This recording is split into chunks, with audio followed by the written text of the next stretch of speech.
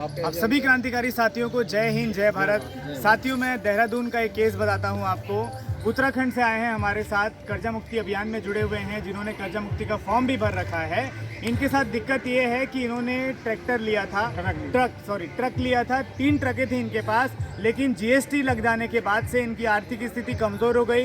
ये जो व्यापार करते थे, व्यापार करने में असमर्थ कर दिए गए। इसलिए मैं बोल रहा हूँ क्योंकि ये काम धंधा जो पहले कर रहे थे वही बाद में भी किया इन्होंने, लेकिन उसमें जो उनमें ट्रांसपोर्ट का काम में जो काम धंधा था, वो धंधा लगातार लगभग चौपट हो गया, जिसकी वजह से इनकी जो 3 ट्रकें थी, वो 3 ट्रकें बैंकों ने हड़प ली भी मैं इसलिए बोलता हूँ क्योंकि इन्होंने 8 लाख, 8.5 लाख, 9 लाख तक की जो ट्रक थी तीनों, उसमें 8 लाख में से किसी में 2 लाख रुपए का लोन लिया था, 8 लाख में किसी ने 1.5 लाख रुपए का लोन लिया था, 8 लाख में किसी ने 3 लाख रुपए का लोन लिया था। ऐसा करके तीन लोन लिया था इन्होंने। कहाँ से? श्रीराम फाइनेंस से। और श्रीराम फाइनेंस ने क्या किया, इनकी जो गाड़ी है, इनकी गाड़ी को इन्होंने 1.5 साल चलाया और 1.5 साल तक इन्होंने किस्त भी पटाया।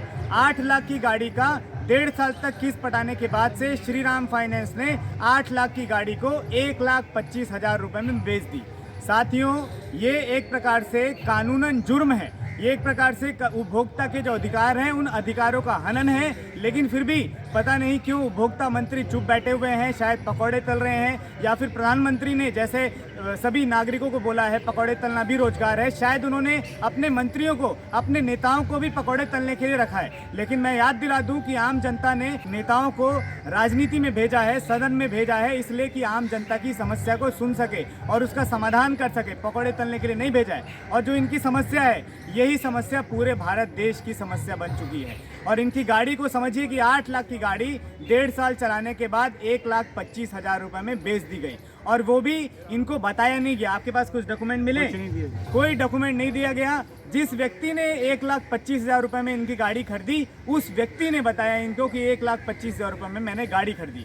और जो इनकी 3 गाड़ी है, उसमें से 2 गाड़ी को घर से उठाया गया है और तीसरी गाड़ी को सड़क पर चलते हुए उठाया गया है, जो कि पटना हाई कोर्ट का ऑर्डर है, जिसमें उन्होंने कहा है, हाई कोर्ट ने कहा है कि सड़क पर से गाड़ी को रिकवरी एजेंट नहीं छीन सकते। लेकिन उसके बावजूद भी ये श्रीराम फाइनेंस वाले या फिर इनके जो गुंडे हैं या जो रिकवरी एजेंट है, ज़्यादातर तो ये गुंडे बदमाशी रहते हैं, इनको ना तो कोर्ट का डर है, ना ही प्रशासन का डर है। क्या पता शायद मिलीभगत की वजह से ये सब काम चलता होगा।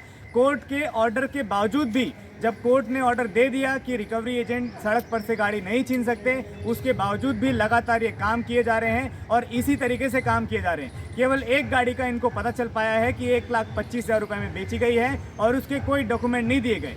और दूसरी गाड़ी का क्या हुआ, उसके बारे में जानकारी मिली आपको? कुछ नहीं मिली जी। दूसरी गाड़ी का भी नहीं मिला। तीसरी गाड़ी का? तीनों गाड़ी की जानकारी नहीं थी। तीनों गाड़ी की कोई भी जानकारी नहीं मिली और अब नोटिस भेज रहे हैं। अब नोटिस भेजते हैं। कितने का नोटिस भेज रहे हैं? अब ये मेरे पास आ रहा जी, लगभग तीनों गाड़ी का मिला के 30-35 लाख। 35 लाख का। यानी 8 लाख की गाड़ी थी, 8 लाख में 2 लाख रुपए कर्जा लिया, बाकी इन्होंने कैश दिया या जो जिस भी माध्यम से ट्रांजैक्शन किया, 2 लाख, यानी कि लगभग 6 लाख या 8 लाख तक का श्रीराम फाइनेंस से इन्होंने फाइनेंस कराया गाड़ी को। और आज कंडीशन ये है कि एक गाड़ी के ऊपर 30 लाख रुपए बता रहे हैं। तीनों पे कुल मिला के 30 लाख रुपए।